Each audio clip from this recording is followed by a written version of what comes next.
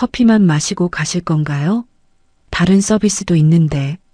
아, 죄송합니다. 저도 모르게 입에 베어버린 말이 나왔네요. 유리창 너머 빨간 커튼 뒤에서 은밀한 대화가 오가고 오토바이 소리가 밤낮 없이 골목을 흔들던 그 시절 이야기 말고 오늘은 제 인생에서 가장 찬란했던 하지만 가장 아픈 기억의 시작점을 먼저 말씀드리려고 합니다. 그 전에 구독, 좋아요, 알림 설정, 그리고 어디서 듣고 계시는지 댓글까지 부탁드립니다. 안녕하세요. 저는 한지수라고 합니다. 올해로 60을 넘긴 제 기구한 인생이 이토록 처참하게 뒤바뀔 줄은 25의 그 시절엔 꿈에도 몰랐습니다. 1988년 서울 종로의 깊숙한 골목 안쪽에는 제 어머니가 20년 넘게 청춘과 눈물을 바쳐 읽어온 가로등 카페가 있었습니다. 지수야, 이 카페는 단순히 차를 파는 곳이 아니란다. 가난한 예술가들이 꿈을 꾸고 고단한 이들이 클래식 선율에 기대어 잠시 쉬어가는 성소 같은 곳이야. 내가 이 가로등을 꺼뜨리지 않고 소중히 지켜줬으면 좋겠구나. 어머니가 물려주신 가게 열쇠를 처음 손에 쥐었을 때 그 금속의 묵직하고 차가우면서도 따뜻했던 감촉을 지금도 잊을 수 없습니다. 그때만 해도 저는 그 열쇠가 제 인생을 지옥으로 인도하는 문고리가 될 줄은 상상도 못했지요. 카페 안에는 늘 바흐의 무반주 첼로 조곡이나 쇼팽의 녹턴이 잔잔하게 흘렀습니다. 요즘처럼 자극적인 비트나 가요 대신 마음을 울리는 클래식 선율이 공기 중에 커피 향과 섞여 우아하게 떠다니던 공간이었죠. 그 시절 가로등 카페는 정말 낭만 그 자체였습니다. 돈 없는 화가들은 구석진 자리에 앉아 에스프레소 한 잔을 시켜놓고 온종일 캔버스를 노려보며 예술을 논했고 야학을 운영하던 대학생들은 나라의 민주주의와 미래를 걱정하며 뜨겁게 토론했습니다. 저는 그들의 이야기를 묵묵히 들어주며 정성껏 원두를 갈았습니다. 그때는 커피 한 잔을 내리는 것도 하나의 고귀한 기술이자 예술이었습니다. 원두의 상태를 매일 아침 살피고 물의 온도를 세밀하게 맞추어 한 방울씩 정성을 다해 떨어뜨리는 그 과정이 마치 한 편의 시를 쓰는 것과 같았죠. 지수 사장님, 오늘 커피는 유독 베토벤의 운명 교향곡처럼 묵직하고 깊네요. 라며 농담을 건네던 단골 손님들의 웃음소리가 아직도 귓가에 선명합니다. 저는 그분들의 인생 상담가이자 남모를 꿈의 조력자였습니다. 취업에 실패해 고개를 숙인 청년에겐 클래식 전집 중 가장 밝고 경쾌한 모차르트의 곡을 틀어주었고 첫사랑에 아파하며 눈물 짓는 여대생에겐 설탕을 듬뿍 넣은 따뜻한 코코아 한 잔을 내밀며 조용히 위로를 건넸습니다. 당시 제 수입은 정말 좋았습니다. 대기업 사원 월급이 부럽지 않을 정도로 돈을 벌었으니까요. 25이라는 어린 나이에 종로 한복판에서 이런 역사 깊고 품격 있는 카페를 운영한다는 건 제게는 세상을 다 가진 것 같은 자부심이었습니다. 지나가는 사람들이 저를 사장님이라고 부를 때마다 어깨가 절로 으쓱해졌고 제 인생은 평생 이 우아한 클래식 음악처럼 고결하게 흘러갈 것이라 믿어 의심치 않았습니다. 하지만 여러분, 골목 끝에서 들려오던 오토바이의 거친 소음과 짙은 분내 풍기는 화장 냄새가 우리 카페의 클래식 선율을 서서히 덮어버린 줄 누가 알았겠습니까? 1988년 올림픽의 환호성이 온 나라를 뒤덮고 모두가 내일은 더 부자가 될 거라는 희망에 부풀어 있을 때 저는 그 낭만의 한복판에서 제 평생을 바칠 남자를 만났습니다.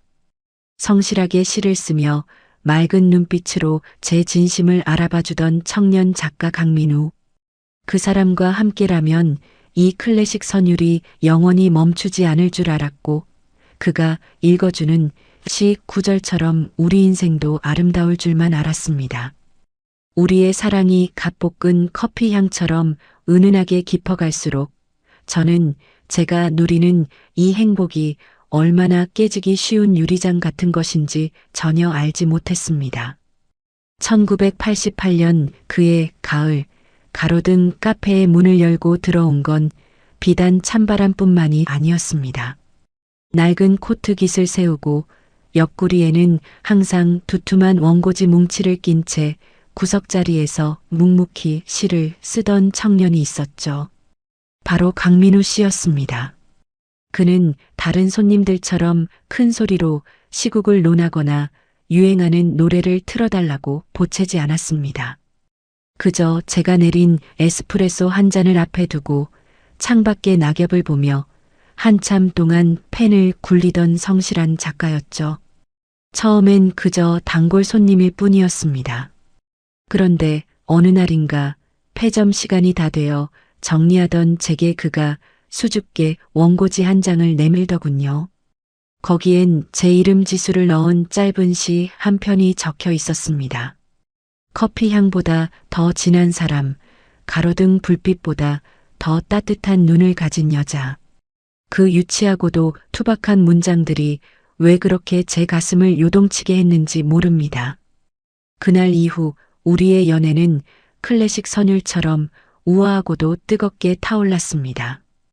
영업이 끝난 카페에 마주 앉아 베토벤의 로망스를 들으며 밤새도록 문학과 인생을 이야기했죠. 민우 씨는 제 손을 잡으며 약속했습니다. 지수 씨, 당신이 지켜온 이 가로등 카페의 불빛이 영원히 꺼지지 않게 내가 곁에서 땔감이 되어줄게요. 우리 인생도 이 은은한 커피 향처럼 평온하고 깊이 있게 읽어나갑시다 라고요. 26의 봄, 우리는 종로의 작은 성당에서 소박한 결혼식을 올렸습니다. 화려한 예식장도 비싼 예물도 없었지만 세상 그 누구보다 행복했습니다. 신혼집은 카페 건물 2층의 작은 옥탑방이었죠. 창문을 열면 카페에서 볶는 원두향이 올라오고 밤이면 종로 골목에 사람 사는 소리가 자장가처럼 들려오던 곳.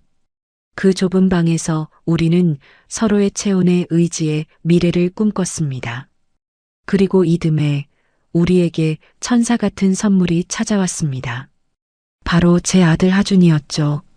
하준이가 태어나던 날 민우 씨는 병원 복도에서 아이처럼 엉엉 울었습니다. 자기 같은 가난한 글쟁이에게 이렇게 귀한 보물이 와도 되는 거냐며 제 손등에 연신 입을 맞췄죠. 하준이가 자라면서 카페 안은 아이의 웃음소리로 가득 찼습니다. 유모차에 누워 클래식 음악을 자장가 삼아 잠들던 아이 손님들이 건네는 사탕 하나에 세상을 다 얻은 듯 웃던 그 작은 입술. 저는 하준이를 보며 다짐하고 또 다짐했습니다. 이 아이에게만큼은 세상에 거친 바람이 닿지 않게 이 우아하고 고결한 공간을 끝까지 지켜내겠노라고 말입니다. 당시엔 정말 두려울 게 없었습니다. 남편은 신문에 시를 연재하며 이름을 알리기 시작했고 카페는 여전히 종로의 명물로 사랑받았으니까요. 매일 아침 남편이 정성껏 갈아준 원두로 커피를 내리고 아이의 재롱을 보며 하루를 시작하는 살. 저는 제가 신의 축복을 받은 여자인 줄 알았습니다. 우리 세 가족의 행복이 이 카페의 낡은 LP판처럼 영원히 돌고 돌며 멈추지 않을 줄만 알았죠. 그런데 여러분, 인생의 가장 높은 정점에 섰을 때 발밑을 조심해야 한다는 걸 저는 왜 몰랐을까요? 평온한 바다 밑에서 거대한 해일이 밀려오고 있다는 사실을 갓볶은 커피 향에 취해 전혀 알아차리지 못했습니다. 우리의 행복이 깊어갈수록 세상은 제가 알던 낭만과는 다른 방향으로 빠르게 변해가고 있었습니다. 클래식 선율보다 자극적인 유흥의 소리가 골목을 잠식하기 시작했고 돈이라는 괴물이 우리 카페의 고결한 담벼락을 조금씩 갉아먹고 있었다는 거요. 민우 씨의 펜 끝이 떨리기 시작하고 제가 지켜온 가로등 불빛이 야속하게 흔들리던 그 불길한 징조들. 하준이가 태어나고 나서 제 하루는 전보다 10배는 더 빨라졌습니다. 새벽같이 일어나 아이 기저귀를 갈고 우유를 먹인 뒤 서둘러 1층 카페로 내려와 밤새 쌓인 먼지를 닦아내고 원두를 볶았죠. 카페 사장으로서 손님들을 맞이하랴, 갓 돌이 지난 하준이를 업고 주방에서 설거지를 하랴, 정말 눈코 뜰 새 없이 바쁜 나날이었습니다. 손목은 늘 시큰거리고 어깨엔 파스 냄새가 가실 날이 없었지만 이상하게도 하나도 힘들지가 않았어요. 오히려 제 안에서 끊임없이 에너지가 솟구치는 기분이었습니다. 점심 무렵 카페가 단골 손님들로 북적일 때면 하준이는 제 등 뒤에서 새근새근 잠이 들곤 했습니다. 손님들은 아이가 깰까봐 목소리를 낮춰 대화했고 어떤 분들은 하준이 예쁘다며 직접 뜨개질한 아기 양말을 선물해 주기도 하셨죠. 저는 그 따뜻한 배려 속에서 커피를 내리며 속으로 몇 번이고 되뇌었습니다. 하나님, 저에게 이런 과분한 행복을 주셔서 정말 감사합니다. 이 작은 아이와 내 곁을 묵묵히 지켜주는 남편, 그리고 이 고즈넉한 카페. 더 바랄 게 무엇이 있겠습니까? 밤이 되어 카페 문을 닫고 2층 옥탑방으로 올라가면 거기엔 또 다른 천국이 기다리고 있었습니다. 하루 종일 원고지와 씨름하던 민우 씨가 하준이를 안고 까르르 웃겨주는 소리, 창밖으로 비치는 종로의 노란 가로등 불빛이 방 안을 은은하게 비출 때면 세상의 모든 관심이 사라지는 것 같았죠. 우리는 좁은 방에 나란히 누워 하준이의 작은 손을 만지며 미래를 설계했습니다. 민우 씨는 하준이가 나중에 커서 어떤 사람이 되면 좋을지, 우리는 어떤 부모가 되어야 할지 나직하게 의어조렸죠. 지수 씨, 하준이가 우리 카페의 클래식 음악처럼 깊이 있는 사람이 되면 좋겠어요. 우리가 지금 느끼는 이 평온함을 이 아이에게도 평생 느끼게 해줍시다. 민우 씨의 그 목소리는 제게 세상 그 어떤 교향곡보다 아름다운 선율이었습니다. 그때 저는 제 인생이 이대로 영원할 줄 알았습니다. 카페에서 벌어들인 수입으로 하준이에게 좋은 옷을 입히고 맛있는 음식을 먹이며 남편이 마음 놓고 글을 쓸 수 있도록 뒷바라지하는 살. 그 소박하고도 위대한 일상이 제 생의 전부라고 믿었죠. 비록 몸은 고되고 하루가 어떻게 가는지 모를 만큼 바빴지만 밤마다 사랑하는 두 남자를 바라보며 잠드는 그 순간만큼은 세상에서 가장 부유한 여자가 된 기분이었습니다. 종로의 가로등은 매일 밤 같은 자리에서 우리를 비춰주었고 카페의 커피 향은 변함없이 골목을 채웠습니다. 하지만 여러분, 지나친 행복은 때로 독이 된다는 말이 있죠? 하늘이 무심하게도 가장 찬란하게 빛나던 그 순간에 제 인생의 가로등이 조금씩 깜빡거리기 시작했다는 걸 저는 눈치채지 못했습니다. 우리가 약속했던 그 평온하고 깊이 있는 행복의 밑바닥에서 감당할 수 없는 거대한 어둠이 입을 벌리고 기다리고 있었다는 사실을요.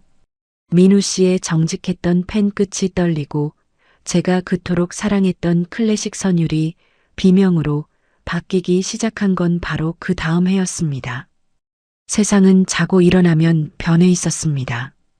텔레비전에서는 연일 샴페인을 터뜨리는 소리가 들리고 거리마다 번쩍이는 간판들이 들어차기 시작했죠. 우리 가로등 카페가 지켜온 그 정갈하고 묵직한 클래식 선율은 어느새 캐캐묵은 옛날 이야기 취급을 받게 되더군요. 골목 어귀에는 이름도 생소한 대형 프랜차이즈 카페들이 화려한 조명을 내뿜으며 들어섰습니다.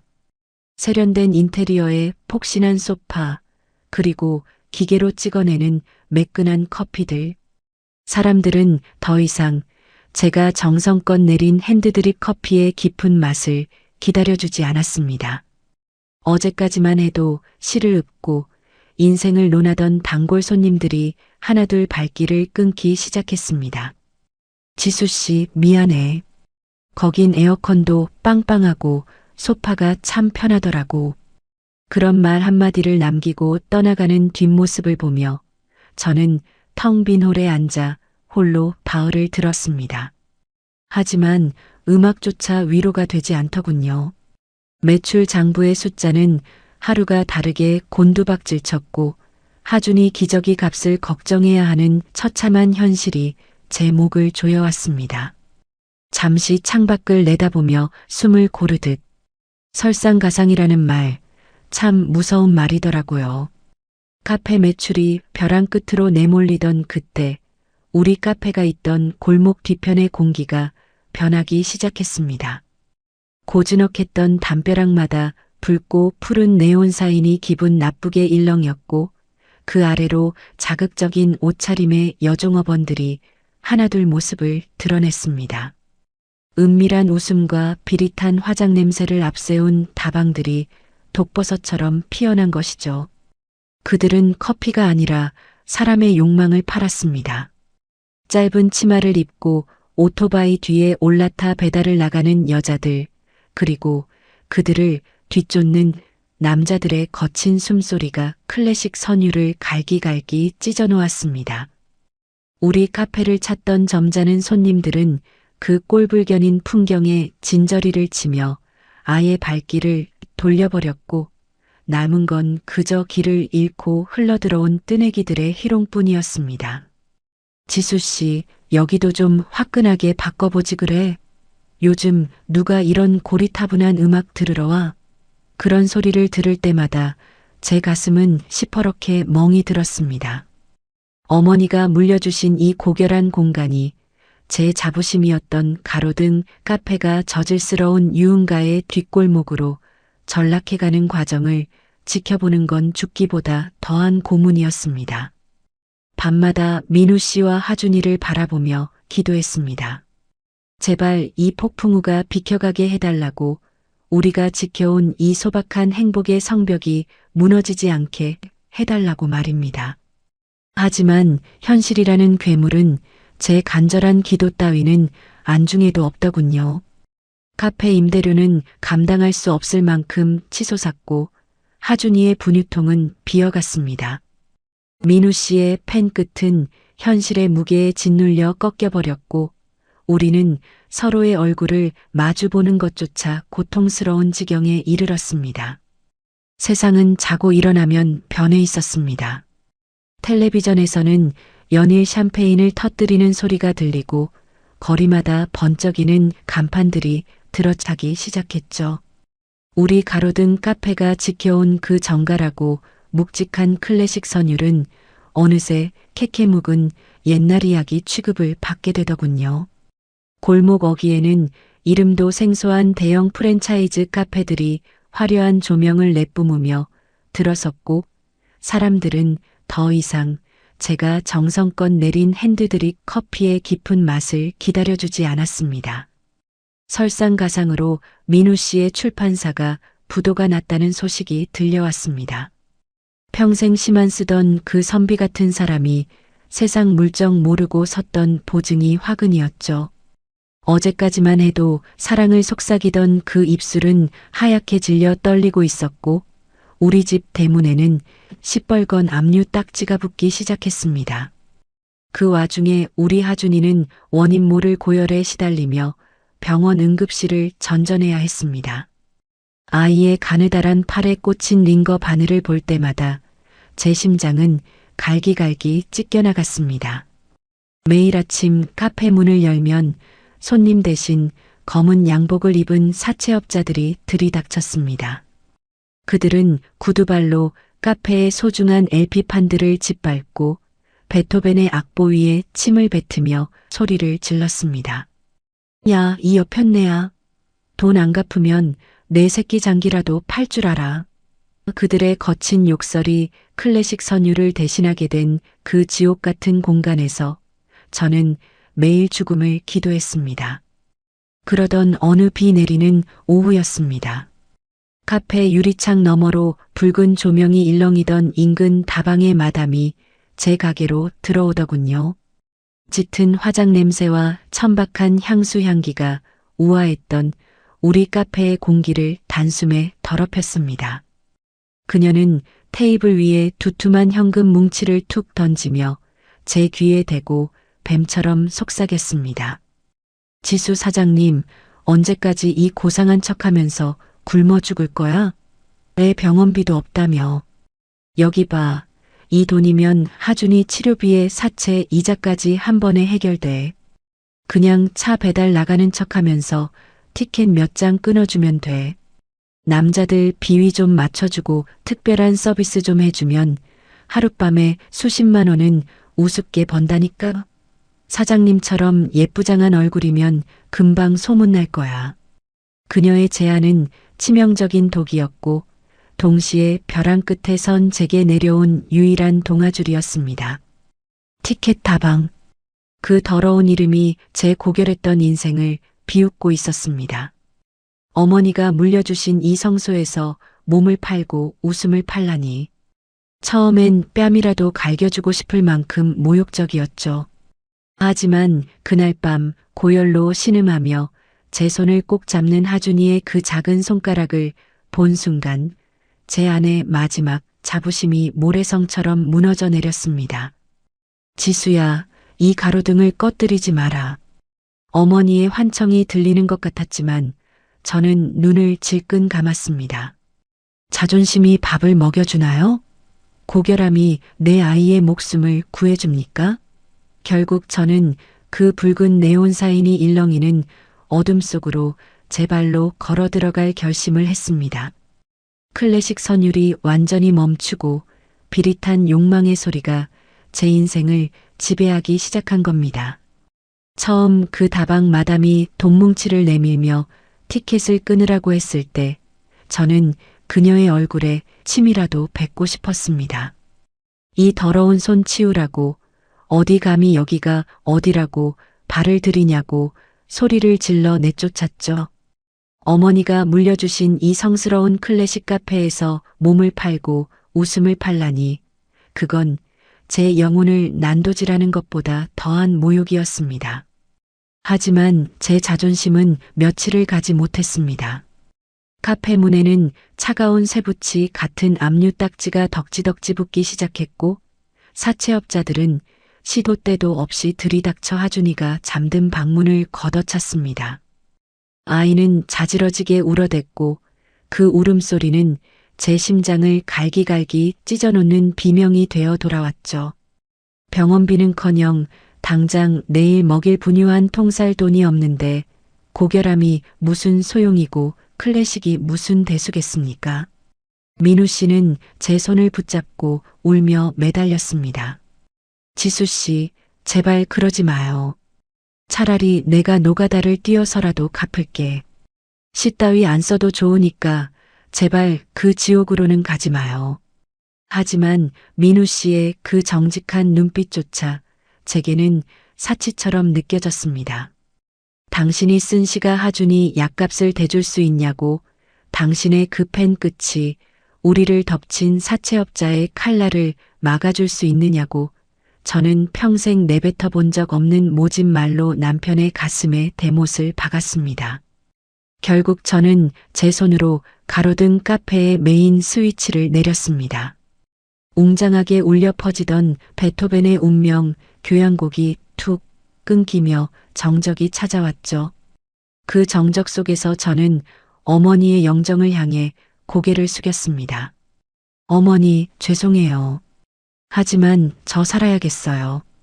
우리 하준이 저 아이만큼은 살려야겠어요. 다음 날 카페의 우아한 목재 간판은 떼어지고 그 자리에 천박하게 번쩍이는 붉은 네온 사인이 걸렸습니다. 가로등 카페는 사라지고 짙은 화장 냄새 풍기는 가로등 다방이 들어선 것이죠. 창가에 걸려있던 단아한 커튼은 속이 비칠 듯 말 듯한 붉은 레이스로 바뀌었고 고전 음악이 흐르던 턴테이블 위에는 자극적인 유행가 카세트 테이프가 돌아가기 시작했습니다. 그 붉은 조명 아래서 거울을 보던 제 모습을 잊을 수가 없습니다. 하얀 앞치마 대신 허벅지가 훤히 드러나는 짧은 치마를 입고 입술에는 핏빛처럼 붉은 루즈를 칠한 여자. 거울 속의 그 여자는 더 이상 종로의 자랑이었던 한지수가 아니었습니다. 그저 돈 몇 푼의 웃음을 팔고 오토바이 뒷자리에 올라타 어디든 달려갈 준비가 된 지수 마담일 뿐이었죠. 민우 씨는 그 광경을 참아보지 못하고 옥탑방 구석에 처박혀 술만 들이켰습니다. 제가 손님들의 희롱 섞인 웃음소리에 맞춰 고개를 까닥일 때마다 위층에서는 남편의 절망적인 신음이 들려오는 것만 같았습니다. 하지만 저는 멈출 수 없었습니다.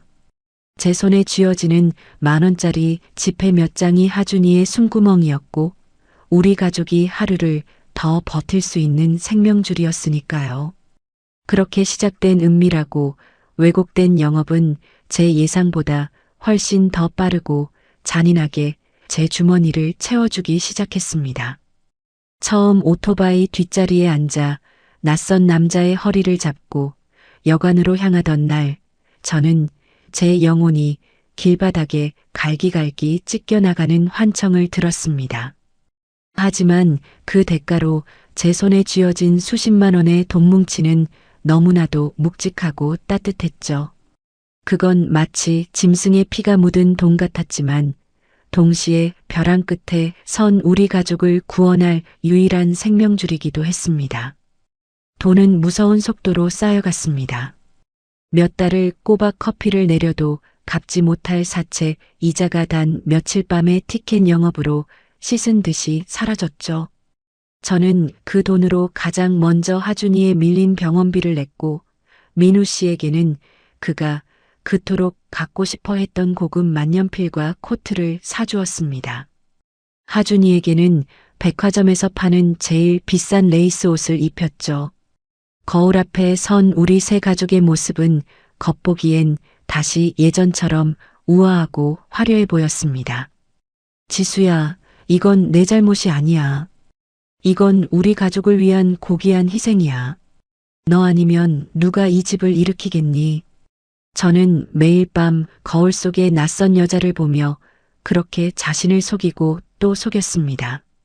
화려한 옷과 보석으로 제 몸을 감쌀수록 그 안에서 썩어가는 제 영혼의 악취를 감출 수 있을 거라 믿었죠.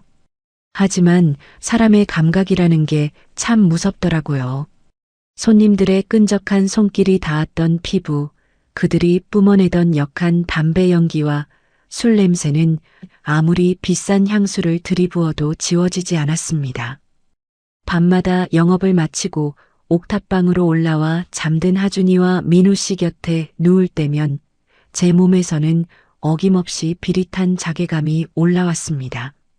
명품 향수 냄새 뒤에 숨은 그 역겨운 냄새.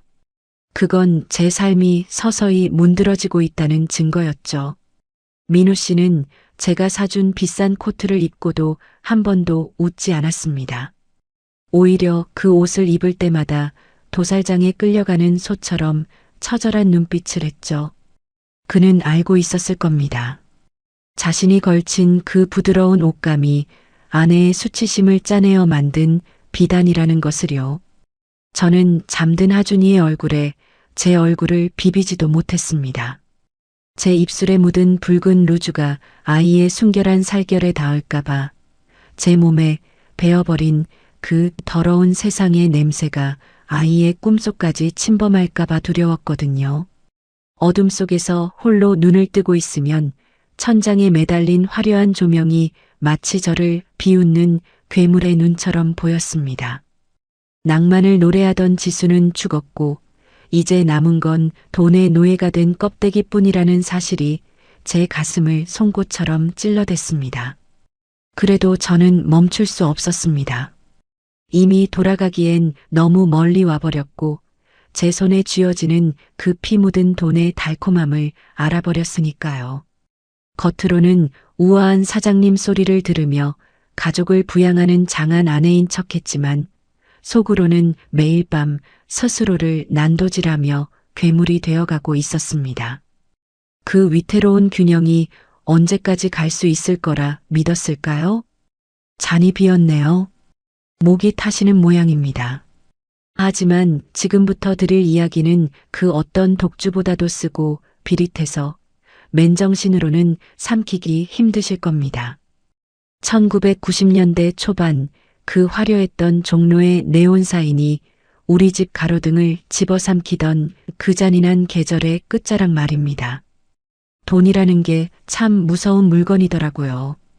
처음엔 하준이 약간만 딱 사채 이자만 갚자고 시작했던 일이었는데 어느새 제 손바닥 위에는 매달 수천만 원이라는 피 묻은 돈뭉치가 쏟아지기 시작했습니다.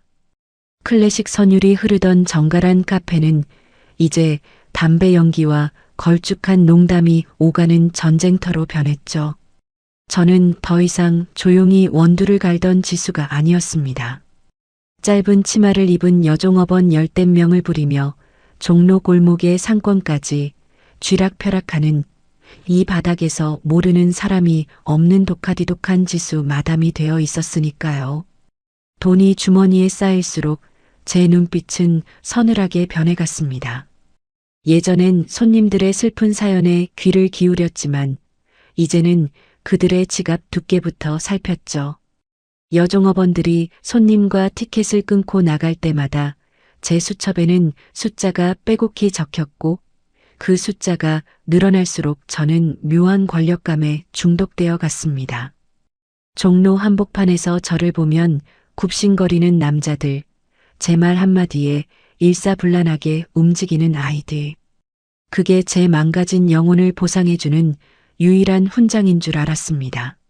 하지만 제가 밖에서 독사처럼 돈을 긁어모을수록 우리 집 대문을 열면 기다리고 있는 건 차가운 얼음장 같은 지옥이었습니다. 민우 씨는 제가 벌어온 돈으로 산 최고급 양주를 들이켜며 매일 밤 술주정을 부렸습니다. 그는 더 이상 시를 쓰지 않았습니다. 대신 제가 사준 명품 옷을 갈기갈기 찢어발기며 저를 향해 침을 뱉었죠. 이 더러운 돈, 너 이 돈이 어디서 나온 건지 몰라서 나한테 내밀어? 내 몸뚱이 팔고 애들 웃음 팔아서 번 돈, 그게 내 목구멍으로 넘어갈 것 같아? 그의 경멸 가득한 눈빛은 사채업자의 칼날보다 더 아프게 제 심장을 후벼 팠습니다. 저는 악을 쓰며 맞섰죠. 당신이 무슨 자격으로 나를 비난하느냐고, 당신이 씨쪼가리나 끼적이며 굶고 있을 때 우리 하준이 살려낸 게 누구냐고, 당신이 마시는 그 비싼 술도 다 내 치욕의 대가라고 소리를 질렀습니다. 그러면 민우 씨는 짐승처럼 울부짖으며 집안의 가구들을 때려 부쉈습니다. 클래식 음반들이 바닥에 내팽개쳐져 깨지고 우리가 행복했던 시절의 사진들이 유리 파편과 함께 뒹굴었습니다. 그 아수라장 속에서 우리 하준이는 방구석에 몸을 웅크린 채 부들부들 떨고 있었습니다. 아이의 맑은 눈망울에는 공포와 슬픔만이 가득했죠. 따뜻한 조명 아래서 함께 잠들던 그 평온한 밤은 이미 전설 속 이야기보다 더 멀어져 있었습니다. 우리는 서로를 증오하며 서로의 살점을 뜯어먹는 괴물이 되어가고 있었던 겁니다. 저는 돈에 미쳐갔고 남편은 자괴감에 미쳐갔으며 그 사이에서 우리 가정은 서서히 문드러져 내렸습니다. 매일 밤 향수 냄새와 술 냄새가 뒤섞인 제 몸을 씻어내며 저는 거울을 보고 물었습니다. 지수야, 너 정말 행복하니? 이 수천만 원의 돈이 정말 내가 원했던 거니? 하지만 거울 속의 여자는 비웃음 섞인 얼굴로 대답하더군요. 이미 늦었어. 넌 이제 이 붉은 네온사인 없이는 살 수 없는 괴물이야. 결국 그 팽팽했던 긴장의 줄이 끊어지는 날이 오고야 말았습니다. 민우 씨의 절망이 광기로 변하고 제가 쌓아 올린 이 위태로운 돈의 성벽이 무너져 내리기 시작한 그 운명의 날 말입니다. 우리가 그토록 지키려 했던 하준이마저 등 돌리게 만든 제 생의 가장 처절한 파국의 서막이 열리고 있었습니다. 세상은 자고 일어나면 변해 있었습니다. 텔레비전에서는 연일 샴페인을 터뜨리는 소리가 들리고 거리마다 번쩍이는 간판들이 들어차기 시작했죠. 우리 가로등 카페가 지켜온 그 정갈하고 묵직한 클래식 선율은 어느새 캐캐묵은 옛날 이야기 취급을 받게 되더군요. 저는 더 이상 조용히 원두를 갈던 지수가 아니었습니다. 짧은 치마를 입은 여종업원들을 부리며 종로 골목의 상권까지 쥐락펴락하는 이 바닥에서 모르는 사람이 없는 독하디독한 지수 마담이 되어 있었으니까요. 1996년 어느 늦은 밤이었습니다. 밖에는 추적추적 기분 나쁜 비가 내리고 있었고 다방 안은 담배 연기와 취객들의 상스러운 웃음소리로 가득했습니다. 저는 그날도 수첩에 찍히는 숫자들을 계산하며 돈의 맛에 취해 있었죠. 그런데 그때 술에 취해 비틀거리던 민우 씨가 평소에는 절대 내려가지 않던 업소 지하 밀실로 발걸음을 옮겼습니다. 그곳은 제가 가장 숨기고 싶었던 우리 다방의 가장 추악하고 은밀한 티켓 영업이 벌어지는 현장이었습니다. 아무것도 모른 채 문을 열어버린 민우 씨의 눈앞에는 돈 몇 푼에 웃음을 팔며 남자들의 무릎 위에 올라탄 여자들과 그들을 희롱하는 추잡한 풍경이 펼쳐졌습니다. 그리고 그 중심에는 더 많은 돈을 벌기 위해 여종업원들을 다그치며 싸늘하게 웃고 있는 제가 서 있었죠. 민우 씨와 눈이 마주친 순간 제 심장은 차가운 얼음물에 처박힌 듯 멈춰버렸습니다. 그의 눈빛, 평생 잊을 수 없을 겁니다. 그건 분노도 슬픔도 아니었습니다. 마치 죽은 고기를 바라보는 듯한 차갑게 식어버린 멸시와 경멸의 눈동자였죠. 민우 씨는 한참 동안 저를 뚫어지게 바라보더니 제 가슴을 도려내는 듯한 낮은 목소리로 이렇게 뱉었습니다. 한지수 씨, 당신 참 대단하네. 하지만 내가 사랑했던 지수는 1988년 그날 우리 카페의 클래식 조명이 꺼질 때 함께 죽었어. 지금 내 앞에 있는 건 그냥 돈에 미친 괴물일 뿐이야. 그 말은 제가 그토록 지키려 했던 모든 명분을 단칼에 베어버렸습니다. 저는 그를 붙잡으려 했지만 제 손에 묻은 비릿한 돈 냄새가 스스로를 부끄럽게 만들었습니다. 민우 씨는 그 길로 옥탑방으로 올라가 자고 있던 하준이를 들쳐업었습니다. 아빠 어디가? 잠결에 묻는 하준이의 맑은 목소리가 들려왔지만 민우 씨는 뒤도 돌아보지 않았습니다. 하준아, 가자. 여긴 더 이상 우리가 있을 곳이 아니야. 비 내리는 종로 골목으로 멀어져가는 두 사람의 뒷모습을 보며 저는 붉은 네온 사인 아래 털썩 주저앉았습니다. 제가 벌어온 수천만 원의 돈뭉치가 발치에 굴러다녔지만 그건 이제 아무런 가치도 없는 쓰레기 파편일 뿐이었죠. 남편의 경멸 섞인 뒷모습과 아들의 울음 섞인 부름이 멀어질 때 저는 비로소 깨달았습니다. 돈으로 산 화려함 뒤에 남은 건 아무것도 채울 수 없는 거대한 폐허뿐이라는 사실을요. 가족이 떠난 자리는 생각보다 훨씬 더 차갑고 넓더군요. 옥탑방에 덩그러니 남겨진 하준이의 작은 신발 한 짝을 볼 때마다 제 가슴은 난도질 당하는 것 같았습니다. 하지만 저는 울지 않았습니다. 아니, 울 자격조차 없다고 생각했죠. 슬픔 대신 제 안을 채운 건 지독한 복수심이었습니다. 나를 경멸하며 떠난 민우 씨에게 그리고 이 비정한 세상에게 보여주고 싶었습니다. 당신들이 틀렸다고 결국 이 세상에서 나를 지켜주는 건 고상한 시나 클래식이 아니라 오직 이 빳빳한 돈뭉치뿐이라는 것을요.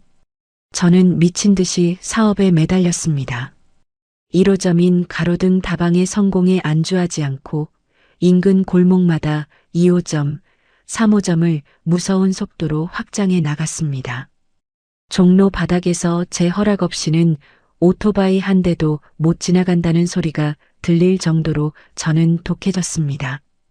여종업원들에게는 더 짧은 치마를 강요했고 손님들에게는 더 자극적인 서비스를 팔게 했습니다.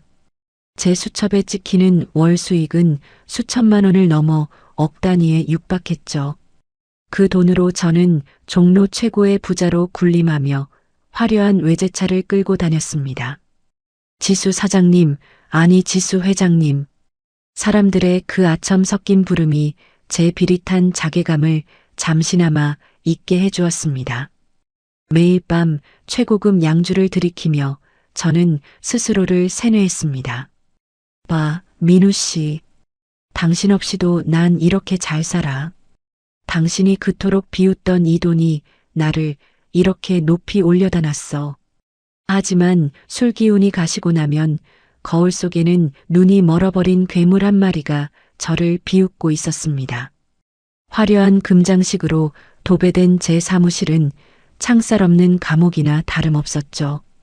그러던 2000년대 초반 영원할 것 같던 제 제국에 균열이 가기 시작했습니다. 정부에서 대대적인 불법 다방과의 전쟁을 선포하며 단속의 칼날을 휘두르기 시작한 겁니다. 처음엔 돈으로 입을 막고 백으로 버텨보려 했습니다. 하지만 이번엔 달랐습니다. 매일같이 수사관들이 들이닥쳐 업소의 문을 발로 걷어차고 제 금고를 뒤졌습니다. 붉은 네온 사인이 하나둘 꺼질 때마다 제 심장도 하나씩 멎는 것 같았습니다. 순식간이었습니다. 2호점이 적발되고 일주일 뒤 3호점이 문을 닫았습니다. 그리고 마침내 제가 끝까지 지키려 했던 1호점, 어머니의 손때가 묻은 그 가로등 다방마저 수사관들의 손에 넘어갔습니다. 화려했던 제 명성은 단숨에 퇴폐업소 포주라는 낙인으로 바뀌었고 제가 쌓아 올린 수십억에 부는 추징금과 벌금으로 물거품처럼 사라졌습니다. 어제까지만 해도 제 발치에 머리를 조아리던 사람들은 약속이라도 한 듯 등을 돌렸고 저는 하루아침에 종로의 여왕에서 갈 곳 없는 죄인으로 전락했습니다. 인생 참 허무하더군요.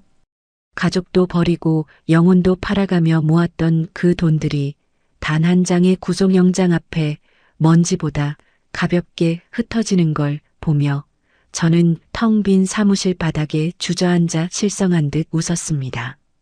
클래식 조명을 끄고 붉은 불빛을 켰을 때처럼 제 인생의 마지막 불빛도 그렇게 비참하게 꺼져가고 있었습니다. 세상은 자고 일어나면 변해 있었습니다. 수사관들이 들이닥쳐 제 금고를 털어가고 업소 문에 대못을 박을 때도 저는 사실 아주 절망하지는 않았습니다. 영리하고 독한 지수 마담이 설마 맨손으로 쫓겨날 리 있겠느냐며 남들 몰래 빼돌려 지인에게 맡겨둔 5억 원의 비자금이 제 마지막 생명줄이었으니까요. 그 돈이면 하준이를 다시 찾을 수 있고 민우 씨 앞에 당당히 나타나 다시 시작하자고 말할 수 있을 거라 믿었습니다. 하지만 여러분, 사람의 욕심보다 무서운 게 사람의 배신이더라고요. 제가 형제처럼 믿고 전 재산을 맡겼던 그 지인은 제가 나락으로 떨어지자마자 기다렸다는 듯 이빨을 드러냈습니다. 기획부동산이니 뭐니 하는 번지르르한 말장난에 제 마지막 희망을 통째로 집어넣고는 하룻밤 사이에 공중분해시켜버린 겁니다. 5억 원. 제 영혼을 팔고 여종업원들의 눈물을 짜내어 만든 그 피 묻은 돈이 허무하게 증발해버린 그날, 저는 종로 한복판에서 미친 여자처럼 울부짖었습니다. 인생 참 허무하더군요. 2호점, 3호점 거느리며 종로의 여왕으로 군림하던 지수 회장은 어디 가고 제 손에 남은 건 단돈 몇만 원과 어머니가 유품으로 남겨주신 낡은 클래식 커피잔 세트뿐이었습니다.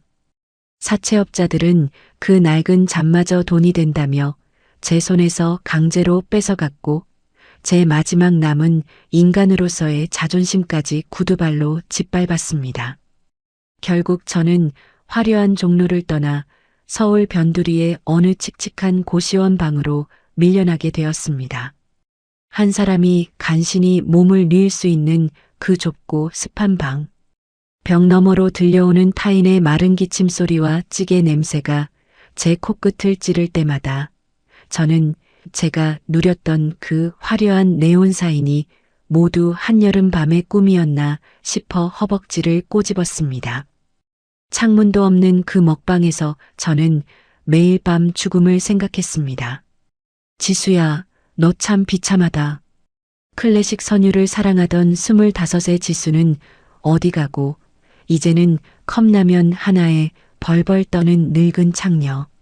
아니, 포주 할망구가 되어버렸구나.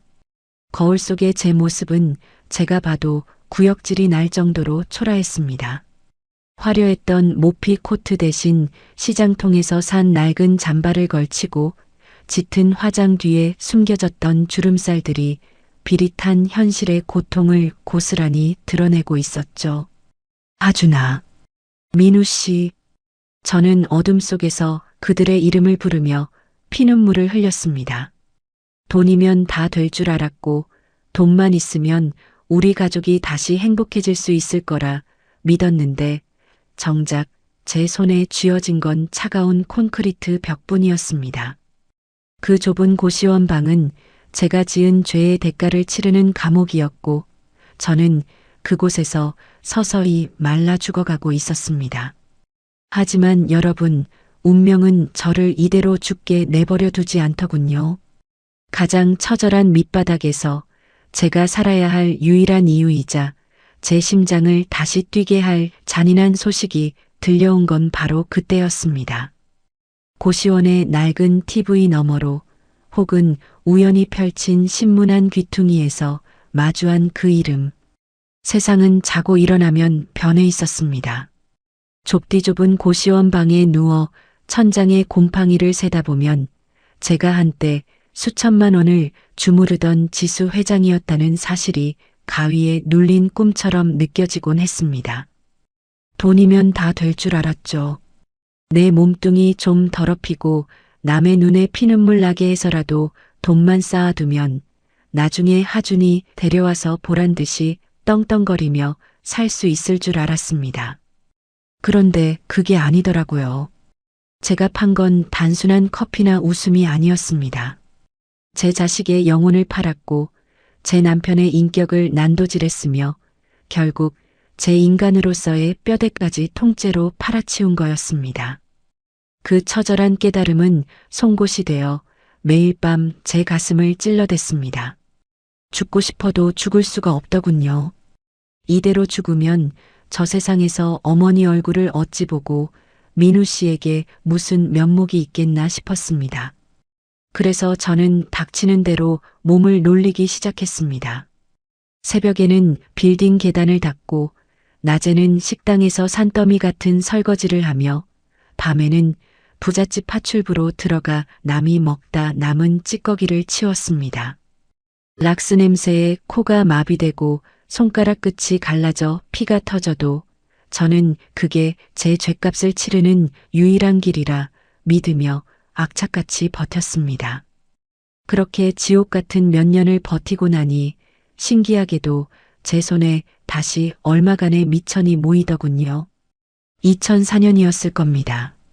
저는 서울의 그 지긋지긋한 화려함을 뒤로하고 인천의 어느 외진 폭으로 내려갔습니다.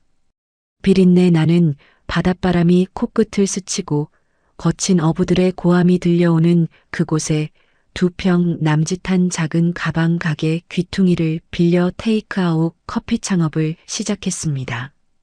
우아한 소파도 붉은 네온사인도 없는 길거리의 작은 구멍가게였지만 저는 16년 만에 처음으로 제 손에 다시 원두를 쥐었습니다. 기계가 아닌 제 정성을 담아 꾹꾹 눌러 담은 에스프레소 한 잔.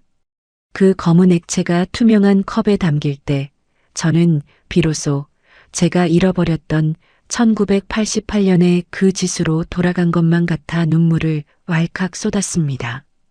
이제는 사장님 소리도 마담 소리도 들리지 않았습니다. 그저 지나가는 어부들에게 커피 한 잔 드세요라고 고개를 숙이는 늙은 여자가 있을 뿐이었죠. 하지만 여러분, 하늘이 제게 주신 마지막 기회였을까요? 그 비릿한 폭우의 바닷바람 속에서 제 커피 향이 퍼져나가자 소문을 듣고 사람들이 하나둘 모여들기 시작했습니다. 세련된 인테리어는 없었지만 제 커피에는 인생의 쓴맛과 단맛을 다 본 사람만이 낼 수 있는 깊은 풍미가 배어 있었나 봅니다. 하루에 10,000원, 20,000원. 그렇게 모인 정직한 돈들이 제 텅 빈 가슴을 조금씩 채워주기 시작했습니다. 드디어 저는 다시 일어섰습니다. 화려한 네온 사인이 아닌 새벽 폭우를 비추는 은은한 가로등 아래서 제 두 번째 인생의 불을 밝힌 것이죠. 이제는 하준이를 찾아도 부끄럽지 않을 것 같았습니다. 내 손으로 떳떳하게 번 이 돈으로 하준이에게 따뜻한 밥 한 끼 지어주고 싶다는 희망이 생겼습니다. 그런데 여러분, 운명의 장난이라는 게 이토록 잔인한 걸까요? 제가 다시 희망의 끈을 부여잡고 하준이의 흔적을 수소문하기 시작했을 때 제 앞에 나타난 건 제가 그토록 그리워하던 천사 같은 아들의 모습이 아니었습니다. 세상은 자고 일어나면 변해 있었습니다. 화려한 강남의 고층 빌딩들이 하늘을 찌르고 사람들은 더 빠르고 더 자극적인 것을 찾아 헤맸죠. 하지만 제가 머무는 이곳, 인천의 외진 포구는 시간이 멈춘 듯 했습니다. 2평 남짓한 컨테이너 박스에 구멍 하나 뚫어 만든 제 가게에는 흔한 소파 하나, 근사한 간판 하나 없었습니다. 그저 낡은 로스터기 한 대와 제가 정성껏 볶은 원두 몇 봉지가 전부였죠. 종로에서 수천만 원을 주무르던 지수 마담이 보면 기가 찼을 노릇입니다. 하지만 여러분, 신기하게도 제 마음은 그 어느 때보다 가벼웠습니다.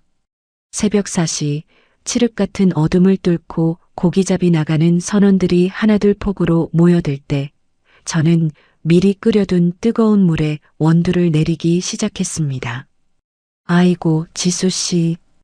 이 추운데 또 나왔어?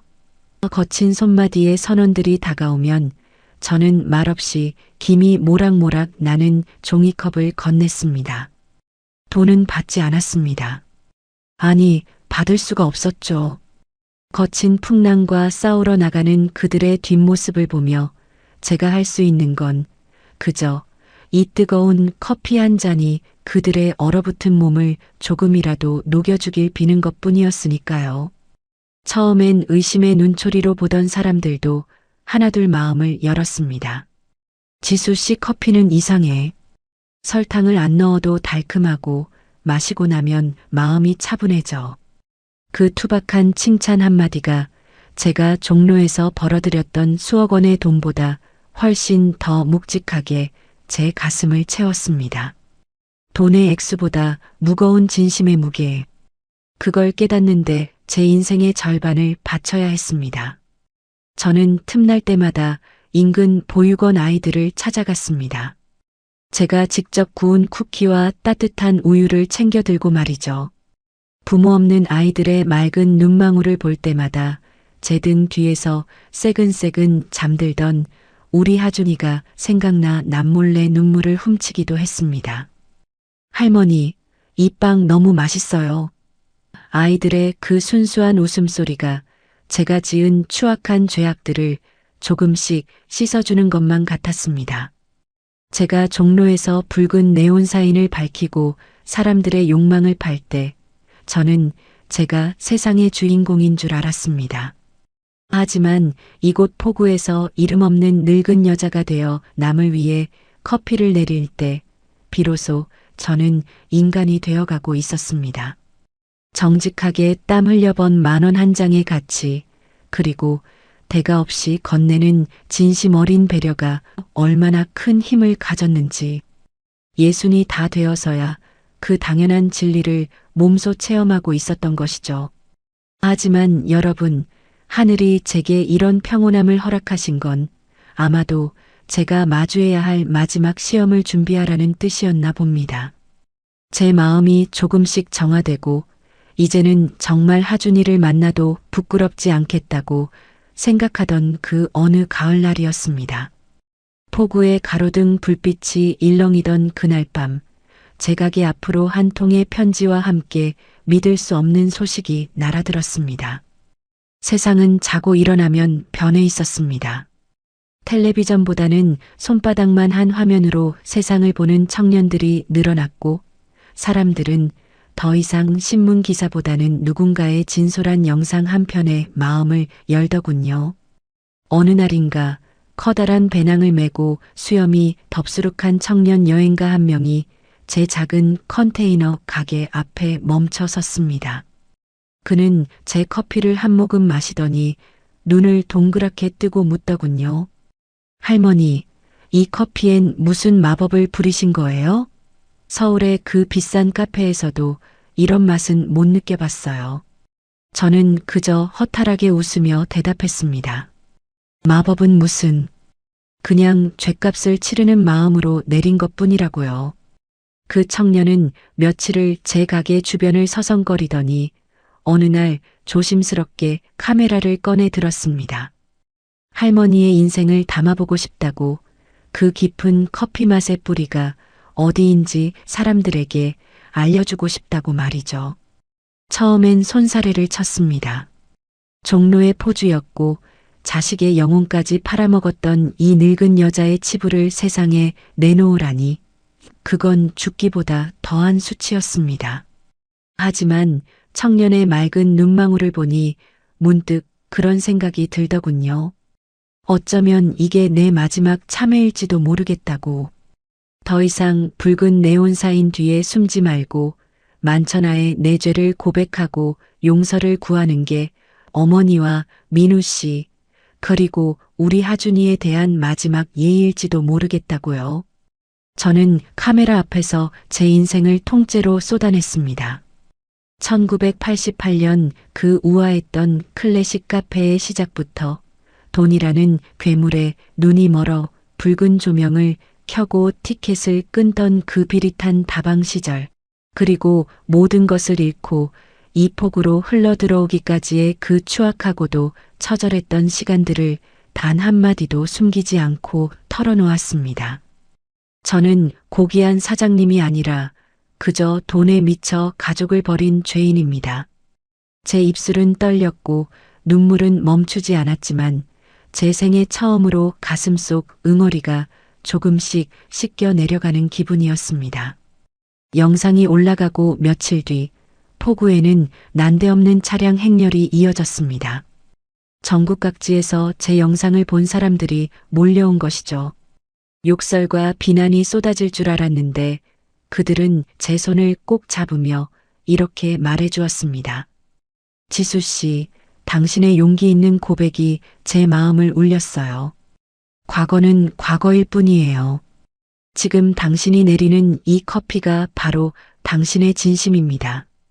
수천 개의 격려 메시지가 쏟아졌고 저는 좁은 컨테이너 안에서 매일 밤 감사의 눈물을 흘렸습니다. 돈의 액수로 사람을 판단하던 제가 이제는 이름 모를 타인들의 진심 어린 위로에 다시 숨을 쉬게 된 겁니다. 제 치부는 더 이상 부끄러운 흉터가 아니라 누군가에게는 희망이 되고 누군가에게는 경계가 되는 인생의 지도가 되어 있었습니다. 저는 그렇게 사람들의 용서 속에서 조금씩 진짜 지수로 돌아가고 있었습니다. 하지만 여러분, 하늘은 제게 이 평온한 용서만 주신 게 아니었습니다. 제가 그토록 고해성사를 하듯 살아가던 어느 날, 제 영상을 보고 찾아온 수많은 사람 중 한 명의 뒷모습이 제 심장을 먹게 했습니다. 30년의 세월이 흘렀지만 제 핏줄은 단번에 알아볼 수 있었죠. 그토록 그리워하고 그토록 미안해서 이름조차 함부로 부르지 못했던 그 아이. 폭우의 바람은 여전히 매서웠고 제 손마디는 찬물에 불어 터져 있었습니다. 여느 때처럼 고기잡이 나가는 선원들에게 뜨거운 종이컵을 건네고 돌아서는데 저 멀리서 한 남자가 휠체어를 밀며 다가오는 모습이 보였습니다. 30년. 강산이 3번 변한다는 그 긴 세월 동안 단 한순간도 잊은 적 없는 그 걸음걸이, 그 꼿꼿한 뒷모습. 제 심장은 멎은 듯했고 손에 들고 있던 원두 봉지가 바닥으로 힘없이 떨어졌습니다. 휠체어 위에는 백발이 성성해진 채 기운 없이 앉아있는 민우 씨가 있었습니다. 그리고 그 뒤에서 듬직하게 손잡이를 잡고 있던 30 중반의 청년. 제 등 뒤에서 새근새근 잠들던 1988년 그 우아했던 클래식 카페의 축복이었던 우리 하준이었습니다. 하준아. 민우 씨. 제 입술에선 이름조차 제대로 나오지 않았습니다. 그저 짐승 같은 오열이 터져나왔죠. 비릿한 돈 냄새에 취해 가족을 버리고 붉은 네온사인 아래서 영혼을 팔았던 이 못난 애미를, 이 추악한 아내를 그들이 왜 찾아왔을까요? 저는 차마 그들의 얼굴을 보지 못하고 차가운 아스팔트 바닥에 엎드려 통곡했습니다. 제발 나를 용서하지 말라고, 그냥 침이라도 뱉고 가라고 울부짖었습니다. 그때였습니다. 하준이가 제 곁으로 다가와 무릎을 굽히더니 갈라지고 터진 제 못난 손을 가만히 맞잡았습니다. 그리고는 제가 내린 그 투박한 종이컵 커피를 한 모금 마시더군요. 어머니, 영상 봤어요. 그동안 얼마나 외롭고 힘드셨어요. 이제 울지 마세요. 제가 기억하던 예전에 그 맵싸한 화장 냄새는 이제 하나도 안 나요. 지금 어머니의 커피는 정말 향기롭네요. 정직한 땀방울 냄새가 나요. 그 한마디에 제 70년의 한이 씻겨 내려갔습니다. 휠체어에 앉아 말없이 눈물만 흘리던 민우 씨도 제 손을 꼭 쥐었습니다. 비록 몸은 병들고 세월은 우리를 갉아먹었지만 1988년 가로등 카페에서 약속했던 그 은은한 사랑의 선율이 다시 들려오는 것 같았습니다. 하준이는 그날로 제 곁에 남겠다고 선언했습니다. 어머니가 물려주신 그 정직한 가업을 이제는 자기가 이어가겠다고요. 붉은 조명 아래서 벌어들였던 수천만 원의 돈뭉치보다 지금 이 아이가 앞치마를 두르고 원두를 볶으며 흘리는 땀방울 하나가 수만 배는 더 고귀하다는 것을 저는 이제야 깨달았습니다. 여러분, 인생의 가장 큰 보석은 화려한 보석함 속에 있는 게 아니더라고요. 정직하게 일하고 사랑하는 사람들과 따뜻한 밥 한 끼 나누며 비록 좁은 방이라도 서로의 체온을 느끼며 잠들 수 있는 그 소박한 일상. 그것이 바로 진짜 클래식이자 낭만이었습니다. 저는 이제 더 이상 과거의 지수가 아닙니다. 인천 포구의 가로등 아래서 아들과 함께 희망을 볶는 가장 행복한 바리스타 한지수입니다. 제 긴 고백을 끝까지 들어주신 여러분, 정말 고맙습니다. 제 이야기가 누군가에게는 따뜻한 위로가, 누군가에게는 인생의 경계석이 되었기를 바랍니다. 지수 씨의 인생 역전 이야기가 조금이라도 가슴에 닿으셨다면 구독과 좋아요, 그리고 알림 설정까지 꼭 부탁드릴게요. 여러분의 따뜻한 댓글 하나가 제게는 그 어떤 명품 향수보다 진한 향기로 다가온답니다. 여러분의 인생에도 언제나 은은한 커피 향과 클래식 같은 평온함이 가득하시길 빌겠습니다. 지수 씨는 여기서 물러갑니다. 다음에 더 진한 이야기로 찾아뵐게요. 고맙습니다.